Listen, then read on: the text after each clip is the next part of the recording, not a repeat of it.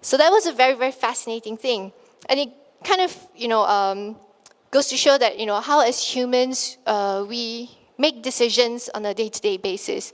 We're not very good at processing a lot of information. Our brain takes a lot of shortcuts when we decide on how or what sort of choices is best for us. And the four reasons why our brain always takes shortcuts is, first of all, there's constantly too much information. We're bombarded with a lot of information. So instead of really thinking through and processing all that information, our brain just takes a shortcut. It will equate what we already know with our experience.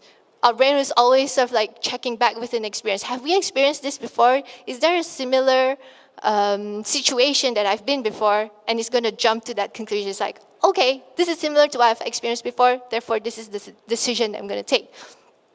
Sometimes it's just not enough meaning. So when we have a floating piece of information, our brain cannot find a connection. It just gets like short-circuited. It's like, I can't make any connection between this piece of information and this piece of information. I'm just going to take a shortcut. I'm going to decide on something that's completely irrational. Sometimes it's just not enough time to process or to respond to the information that we're given. This is when people panic or you need to make a decision during an emergency. Our brain takes a shortcut. And sometimes it's just not enough memory. It's just like your PC, right? Like you're just trying to run too many processes at the same time, and it just hangs, right? That happens to our brain as well. And this image of an iceberg is kind of like what happens in our brain when we get information, right? Like that top tip of the iceberg is what our brain is consciously processing at any point in time. That's just like a small, tiny part where we're consciously making decisions. A lot of what we don't see that's lying underneath is when our brain goes into auto mode. It's like it's making decisions that we're not even aware of. So how this ties back into behavioral economics and how this kind of affects us as gamers, as people who consume content, is that we're irrational. We're very, very emotional when we make decisions in our day-to-day lives. So this is the guy who did that research I mentioned earlier about the gasoline prices. His name is Richard Taylor. He's the Nobel Prize winner for economics this year. He's written a book called Nudge. And one of the biggest theories of Nudge is that we can engineer people's choices based on our irrationality. Because we're not rational, we behave in a very systematic, predictable way. So we're actually able to kind of get people to behave a certain way that we want to, hence the concept of nudge. We can nudge our players, we can nudge consumers to conform them to choices, to make choices that we really, really want them to focus on. And the biggest theory in choice architecture, which is that concept in nudge, is that there's no such thing as neutral design. Every decision, every choice that we present to the player, we want them to make a decision that we try to gear them towards. So as a content developer, we're constantly trying to get players to do a certain thing, to buy a certain thing in our game, to behave a certain way in our games. And why choice architecture is really shaping our industry in a big way is we see this, being used day to day in user experience, in UI, anything that has a human connection to an interface in games. We're nudging players to do something, and when done well, we kind of achieve the goal of actually creating a longer engagement with our products. We understand better what players want. We can nudge them to, move towards a certain direction that we want them to, and it will be a win-win situation if done right. So here are some of the common examples of what cognitive biases people have and how they're actually being used in our day-to-day lives. Right, so this is one example of a cognitive bias that we can kind of leverage. The scientific journal of the US ran this experiment where they had, on the left side in diagram A, drink counters that was set up. Like they had sodas, they had, a lot of soft drinks in those shelves placed right behind the counter. And that's sort of like their default setup. And in B, they had a setup where, those boxes in black, they were filled with bottled water instead. So their goal was trying to see if they could influence people's behavior by exposing them more often to bottled waters, to encourage people to drink more water and to reduce their soda intake. And what they found was that water intake actually increased by about 200%. Just because they were exposed a lot more to water, people drank more water instead of soda. That's the effect of the mere exposure to a certain content. As game developers, we see this a lot in the media that our games permeate.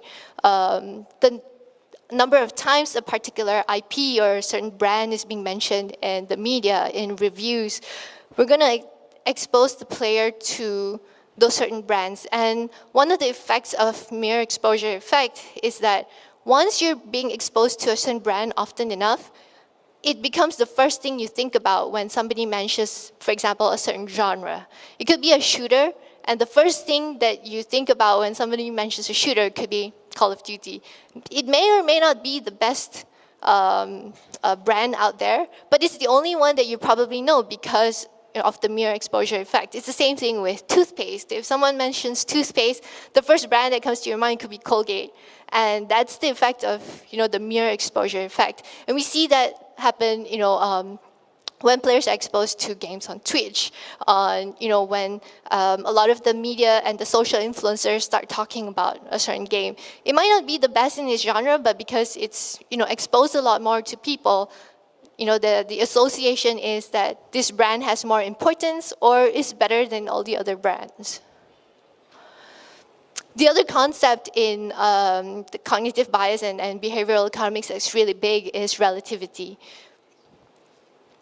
We're not very good at making decisions without having another point of comparison. So in this case, a $30 bottle of wine may seem really expensive if you place it next to a $10 bottle. But if I add another decoy that's $50, suddenly that $30 bottle of wine seems really reasonable, right? And we do this in games, right? Like when we want to nudge players towards a certain content, we place a bunch of different comparables next to the ones that we kind of want to nudge them towards. And this is just a basic effect of relativity. We make decisions based on one information, based on what else is there that we present to the user. So another concept that's very closely related to relativity is anchoring, right? Because without any prior information, we never really know, especially for products, how much we should pay for something, right? Like if I were to sell you this dinosaur out of the blue without any price comparison, would you know how much to pay for it? We don't really know. And one of the experiments that was run, I believe this was at MIT, a professor had gotten a bunch of students to write down the last 2 digits of their social security number. And what he found was that when he got all those students, after writing down their social security number, the last 2 digits, they were put into an auction where they have to bid for 3 random objects: a bottle of wine, a wireless keyboard, and a box of chocolates. What he found was that the students who had numbers that were really big at the end of it, like ended in 80 plus 299, they paid about 300% more for all those 3 objects. It's a concept of anchoring. It's like if I just place a random piece of information in your head that's not even connected to the thing that you're interacting with right now, it can have an influence on the outcome of the decision that you make. Which ties into another point in anchoring, where you can move those anchors just by selling it as a completely different experience. So here in Malaysia, we're used to drinking at the mama, the coffee shop, and we're used to maybe paying 4 ringgit for a cup of kopi or teh. but we can be influenced to pay $13.80 for a cup of coffee at Starbucks as well. They're fundamentally the same thing. You're still drinking coffee, but why would you be okay with paying like triple the price for coffee, essentially the same thing at a different place? It's because anchors can be moved when we sell them as completely different experiences, right? Like, you know what you're getting at the mama, you know what you're getting when you go to Starbucks. And that's sort of the basis of what the founder of Starbucks did, right? Like, he sold Starbucks as a brand new experience. It's packaged completely differently. It's a place you can go, you have jazz music, you can lounge, and it's also, licensed to sell coffee at a triple the price. And the thing with anchoring is that once you're used to paying that price, premium price for, premium coffee, that can be leveraged and that can be used once again, like for any other coffee that's, being bracketed in that sort of an experience. It's okay to go to a hipster barista-made coffee and still pay the same price for those coffee. And it's the same thing that we see in games as well. With the packaging of the prices of goods in games. Once you're used to paying a certain price for content in games, digital content, you can be primed to pay the same thing in another game as well.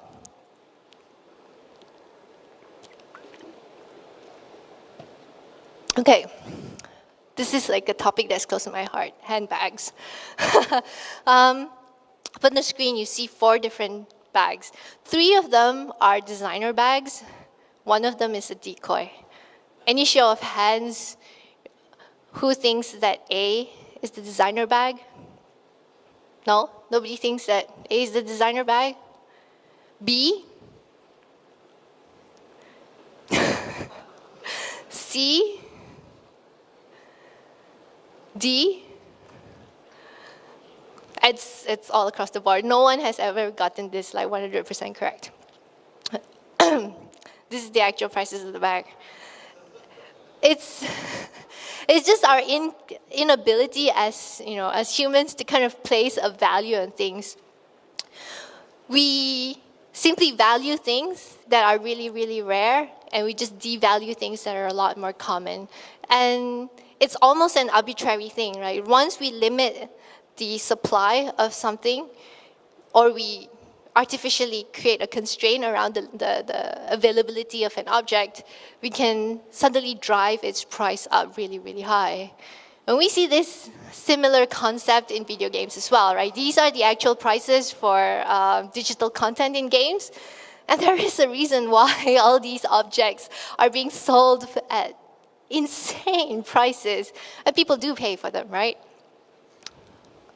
It's because as humans, we attach value to objects almost arbitrarily, right? There's the thing that we usually associate with the value of something, which is the functional value of what that object does. Like, what does this object do for me? How useful it is? Does it solve any problem? That's usually the most functional aspect of an object. But there's these other 2 aspects to digital objects that help drive its price to an insane level. So we have the hedonic value of something. It's merely the pleasure that we derive from owning this object. So if you're a collector, if this object has a sentimental value to you, suddenly its price shoots up high, right? This is why we pay so much for engagement rings. Technically, it's a ring. It doesn't have a lot of functional value. It's not going to save your life, but it has an extremely high value because of the sentimentalness that comes with the object. And then the third one is as functional as a social marker. It gives you social currency. So by owning a certain object, it drives up your value, in society. We see this, when people own certain objects, it provides them a certain social status, or it gives you a sense of belonging, right? Like for games where you sell a lot of cosmetic items to clans, owning something that shows that you're part of a clan has a certain value as well. It can work in the inverse as well. People can own objects to show that I'm not part of a certain society, right? I'm I'm anti-establishment. People do want to own objects that give them that sort of a social value as well. And exchanging these sorts of objects creates a social bond for players. And all these three aspects drive the value of certain object. And we form those sorts of attachments to our content because of that. And another thing that's tied to the social aspect of our attachment is there's a very big divide when it comes to paying for content and the social value, the social part of things. So I couldn't find a better picture, but I hope that represents everyone's mother-in-law. If you go to your mother-in-law or your girlfriend or your boyfriend's house and their parents or their mom makes dinner, it's completely acceptable if you bring her a gift, right? Like a buah tangan. It's okay if you bring her a bouquet of flowers, you bring her a small gift for all her effort making the dinner. It's okay. But at the end of the dinner, if you go up to her and say, "Hey, here's 50 ringgit, thank you for cooking my dinner for me," she's probably gonna kill you. So it's just that sense of tact, right, that comes with it. Like, we cannot directly attach money to social favors because it completely ruins the relationship at that point. That's also another thing that's very psychological. Why is it not rational, right? Like, 50 bucks can pay for the ingredients that you paid to make my dinner, but it's just tacky and it's another social point. That's the same thing with video games as well, right? Like, players would happily create content for your games if you give them the tools for free, right? This is King's Landing built in Minecraft. I don't know how many thousands of hours this person spent building this entire level. They did it for free. But if you were to pay the players to do it, then all of a sudden it's a very, very different dynamic, right? Like, you can't pay somebody enough to build this as a job, right? It's completely different.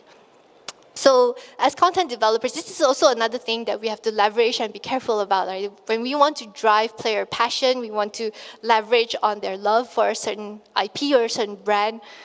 Something to think about when we, want to exchange their time or their passion for an external reward.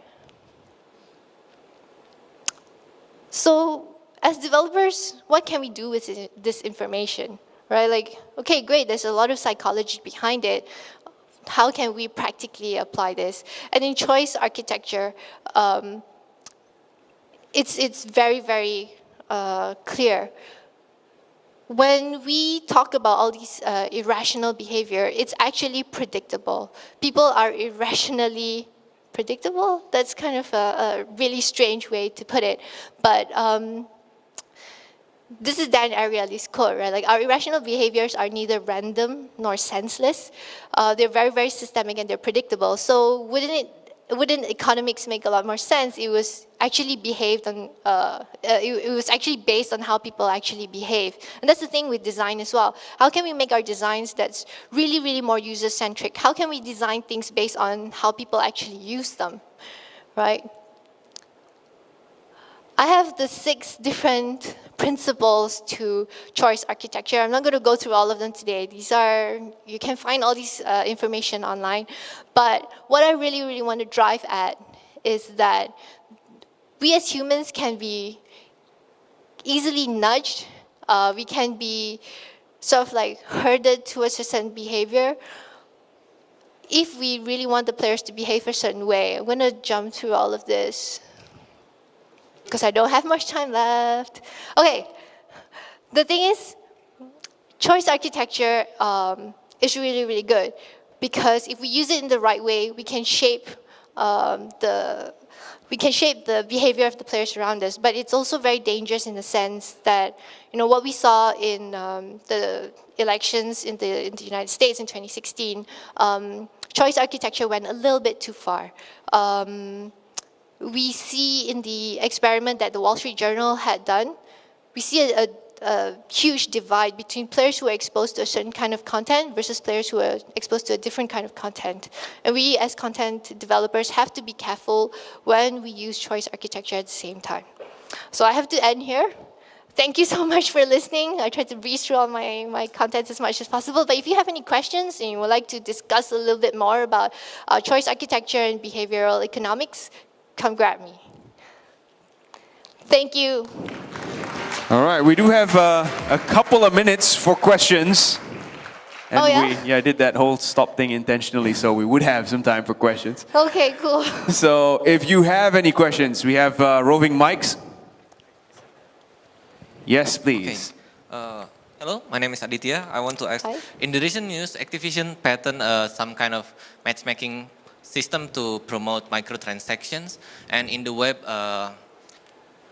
dev scene, we know a term called dark patterns that makes user buy things that they didn't want to, like by accident or something. Where do you think we should draw the line between game design and the dark pattern things? That's a very relevant question. There was a presentation at GDC this year about dark patterns in UI and how developers used sort of like, they blindsided players into behaving in a certain way. It's a question that you have to ask yourself as a developer. Do you feel comfortable doing this to your players, right? Like, I don't feel comfortable as a developer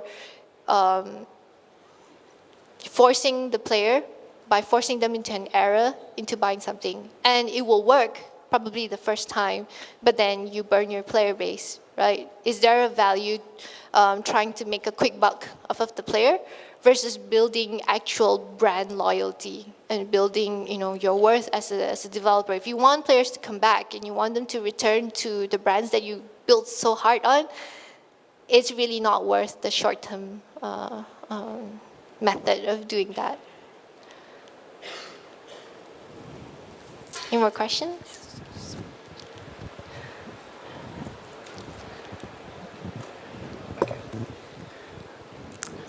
Hi, May Ling.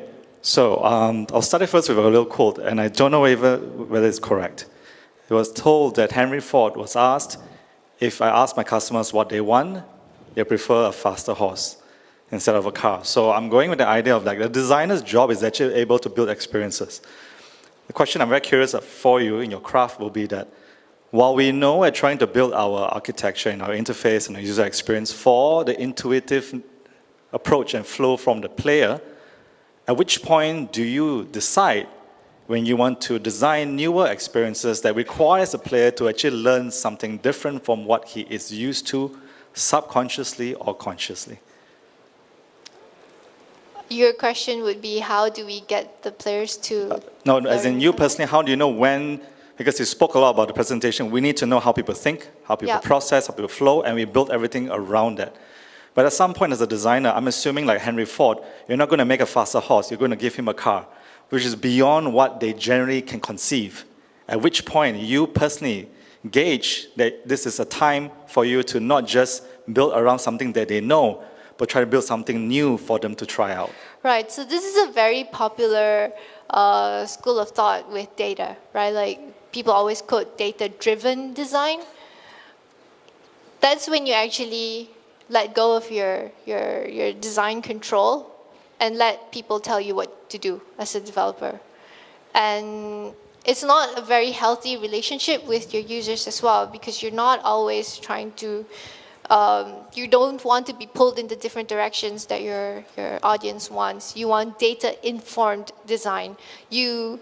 In my workshop yesterday, I talked a lot about using game design as a hypothesis, right? Like, you test your hypothesis and you see if it's true or not. And you use data to inform and help your decision in deciding whether the idea will work or not. But the idea has to come from you. You can't throw it out there and let your audience tell you what you want to do. You drive the content that you want to build, and then you see how your audience responds to it.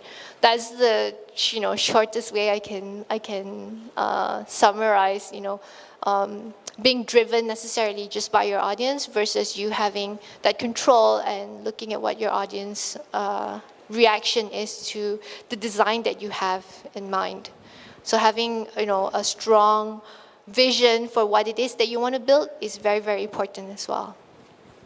We have time for just one more question.